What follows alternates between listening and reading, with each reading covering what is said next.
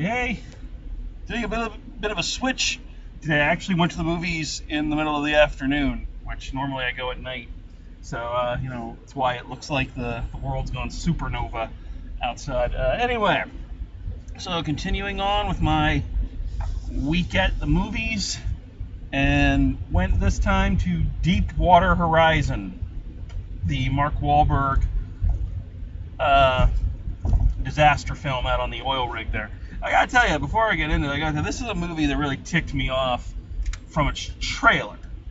Alright, because you see the trailer, and it's the little girl, the adorably precocious, Hollywood child who, she's just so smart and yet just so cute, talking about giving her school report using words that seemed way too big for a 10-year-old, but I know some smart 10-year-olds. About how her daddy tames the dinosaurs, and that's intercut with scenes of them drilling and hitting something, and it's coming out. And I remember seeing the trailers for this going, holy crap, they're gonna strike and find a dinosaur buried under there, and it's gonna come and wreak havoc. It's gonna be like a monster movie, awesome. And it's no, it's an oil rig coming up. So I was very, and all through this movie, there's little hints. They say, they keep using the term monster, and I swear to God, I don't know if it's the metal. That's the sound metal makes when it melts. But during the big fire scenes, I swear you hear roaring. I don't know if that's, they did a Twister thing where, in Twister, the film, they in the sound design, they intercut sounds of lions roaring and stuff to make the tornado sound more ferocious. So I don't know if they did something like that there, but there's this whole thing throughout this movie where I'm like, man, I just really want there to be a giant freaking monster dinosaur. Anyway, review the movie you saw, not the movie you wish you saw. And the movie I saw was good. I liked this one. This is one. After seeing a bunch of them that I'm kind of lukewarm on, or they're okay but not great. It's nice to kind of see one that no, this was a good movie. Not a whole lot to really talk about because it's your standard issue kind of disaster pick. The first chunk of it is all just kind of day-to-day stuff. Them working on the rig, talking to each other. The good-natured ribbing and all that. And of course, they've got big wigs on the rig from BP, which it amazes me. I don't know. I guess BP, because this is back from that 2010 oil spill that raised a bunch of headlines. I don't know if they just decided they weren't even going to try to fight it, but trying to get this down a little bit because I feel like. Okay, that's a little bit better. Sorry about that, weird adjustment middle. So anyway, I don't know if they decided not even to try to fight it, but man, the BP higher ups come off like jackasses in this. John Malkovich plays one of them. And they get the Captain Smith treatment of it's all their fault. Everything happened was their fault. And I don't know. I don't know if that's true or not. I'm not an engineer, and I didn't keep up with it much. I had my own stuff going on at the time, so I don't know what really caused what out there. But man, they really went to town on these guys. So it's amazing to me that BP I don't know if they signed off on this or if they were just well, we can't even really try to deny it, so we might as well just suck it up and take it. But man, yeah, they come out like dicks. So anyway, yeah, they're trying to drill, and and disaster strikes, and the whole thing just kind of comes down. It's pretty standard fare. So yeah, I'm not really sure what to talk about when it comes to this movie, other than the fact that it's handled really well. I think the first chunk of it's really good. Just to kind of meet everybody, even though I had a hard time kind of following what the hell they were talking about. Even after the little science project with Cutie McCuterson there, trying to figure out exactly what the problem was. Basically, you just got a lot of pressure built up and up a cane. So once the disaster stuff starts, it's pretty fast-paced and pretty hardcore. The first chunk of the movie is very, very slow, and slow in a good way, not slow in a, oh God, when is this going to get over kind of thing, but slow and they're taking their time, they're establishing the characters, establishing the world, establishing kind of the day-to-day operations of this place, and that's great. And then once the disaster hit, then everything is just really, really fast-paced and really, really well done. Like the disaster portion of it is really, it walks a nice fine line between movie disaster, which those need to be a little bit bigger and brighter for modern audiences, and actual disaster where everything really feels like it has consequences. Every time a character gets hit with something, like you find yourself going, like you feel it. So it walks that fine line and does so really, really well.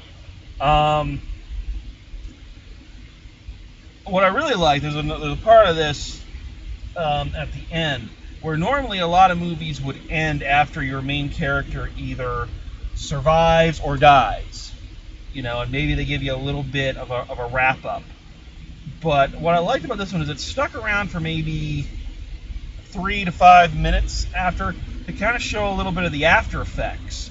And I mean, because normally in a disaster movie, in any kind of Hollywood disaster film, even those based on a true story, they often end the same way, where the hero kind of looks up at the disaster, kind of shakes their head at the man's folly and his hubris and how it all came to this, and then he swaggers off.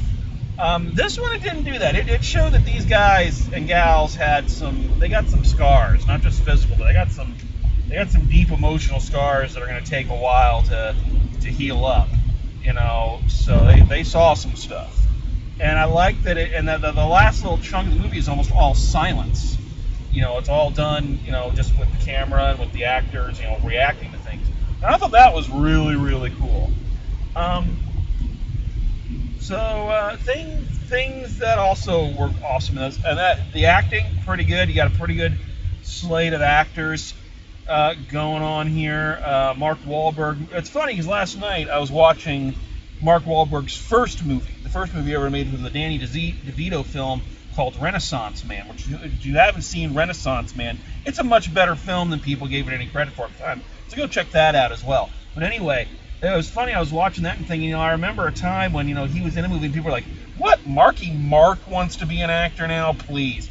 And now he's like one of our, he's one of our biggest actors. He's like one of those, he's an A-lister now. It's kind of funny to think about kind of where he started out. So he's good in this. Kurt Russell's in it. Kurt Russell's the man. Kurt Russell is the closest thing to John Wayne we have anymore. That is a man's man right there, buddy. Kurt Russell is awesome in everything, and there are some people who don't think Kurt Russell is awesome. Those people are communists. Sorry, it's a joke. But no, Kurt Russell's in this. He has another fabulous mustache. Not only is Kurt Russell awesome, his facial hair is awesome. The man has the biggest freaking mustache of all time, and he's only second only to Sam Elliott. When Sam Elliott was in there, they couldn't put the fire out with their mustaches. But he's awesome in this because he's Kurt Russell. A lot of the side characters, because there's a lot of those kind of side characters, are pretty good. Kate Hudson is in this as Mark Wahlberg's wife. It's weird. I think she did a couple of those really crappy, Valentine's Day movies and whatnot with Julia Roberts. And this is like the first thing I've seen Kate Hudson in God knows how long. She's passable, which is funny because if I'm remembering correctly, she's Kurt Russell's stepdaughter. So so that was kind of cool. But I don't know. I've never really found Kate Hudson that great of an actor. She's not bad. She's just, there's nothing really. No, it felt like, the reason I pointed that out is because it felt like Kurt Russell, Mark Wahlberg, and a lot of the other supporting cast were playing it really, really straight. Really, really, to the bone, not trying to act, quote unquote. They were just playing characters. And Kate Hudson really, she put on that Texas accent, just showing I'm a simple country gal.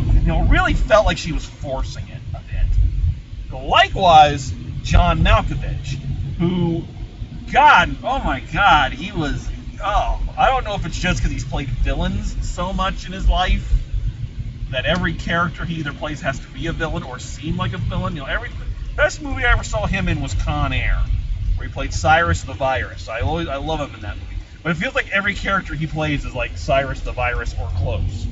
And he's got a really fake Southern accent, only it's much slower, so that you can tell he's a slimy guy. So their performances didn't really work for me. That wasn't great. The other thing that didn't work for me, there's one part in this that didn't work for me. Towards the climax of the film, when Mark Wahlberg and one of the other oil workers, this female, whose character and actress's name are out of my head right now, so I'll just call her female worker number 1. Sorry. She's the only other prominent female character in the film. And as they're kind of standing there watching the thing burning, Mark Wahlberg is like, come on, we gotta jump, and she freaks out. She just goes typical disaster movie freak out. No, and he's like, hey. So yes, of course the woman freaks out. Of course you couldn't have her be, and I don't know if that's what really happened. I don't know if that was true or not. I don't think so, because they had footage from like the hearings and whatnot from the actual guy that Mark Wahlberg's playing, and he was saying something about he went into the water and he looked around and he found someone else bobbing in the water. It was her. So I don't think they actually went off at the same time. I don't think. Now, if I'm wrong, then I apologize. But I'm saying that from a movie perspective, the movie is so good and the film is so tight, but it can't avoid the worst of disaster movie cliches. The idiot higher-ups of the corporation who don't care about safety, they just want the money, blah, blah, blah, blah, blah, blah, blah. I don't care if we destroy the planet, and Captain Planet can go screw himself, And of course, the woman who's strong and independent, and a mechanic, and she's a brilliant mechanic, and she's standing up to the idiot captain, when he freezes up in a moment of disaster, but of course then she goes all hysterical, so it's like, there were just those moments where I was like, oh, come on, really? You worked so hard to build up all this goodwill, and you just kind of, but those are minor complaints. Those are really minor complaints. This movie is really tight. It's really well done. It's a nice,